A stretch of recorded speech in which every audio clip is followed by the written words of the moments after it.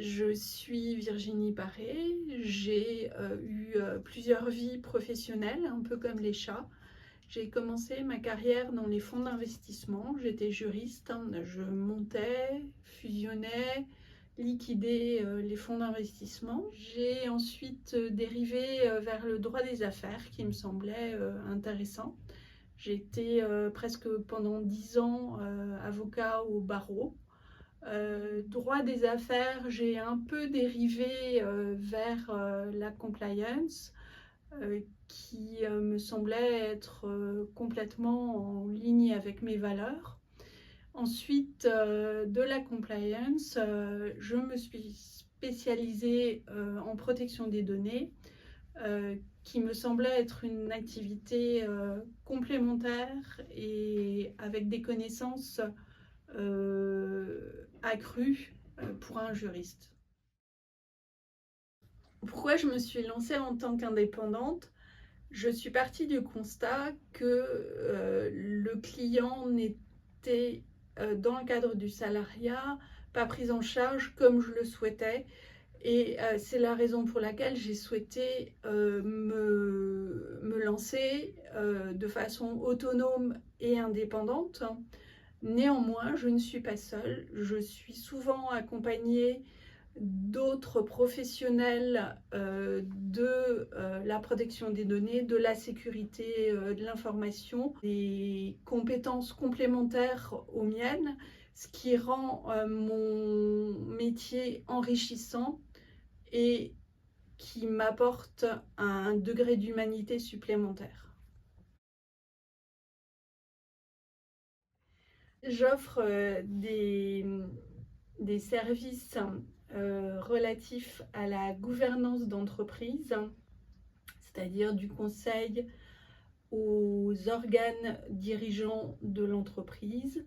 J'offre également des services relatifs aux politiques, procédures anti-blanchiment, remédiation AML KYC. Et j'offre également un service en matière de protection des données et de conformité au règlement général sur la protection des données. Je m'inscris dans la durée. Mes clients ne sont pas mes clients, mais plutôt mes partenaires.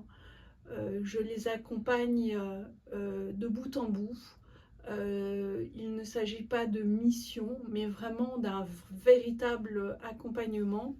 Et même lorsque je suis, par exemple, DPO externe, je suis considérée, et je mets un point d'honneur à l'être, comme un des rouages de l'entreprise. Le professionnel indépendant doit relever 3 défis. Le premier, selon moi, est la solitude de l'indépendant. J'y réponds en m'entourant de professionnels bienveillants.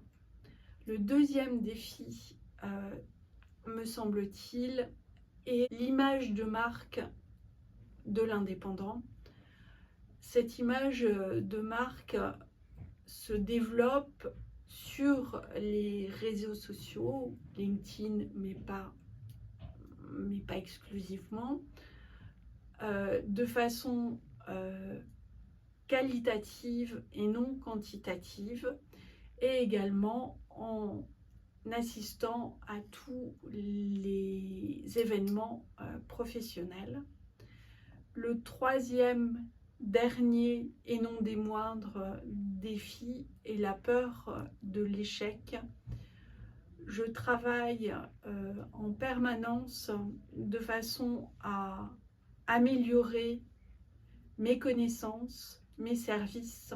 Je me forme et je partage ma connaissance avec mes pairs et également avec ceux qui deviendront mes pairs demain.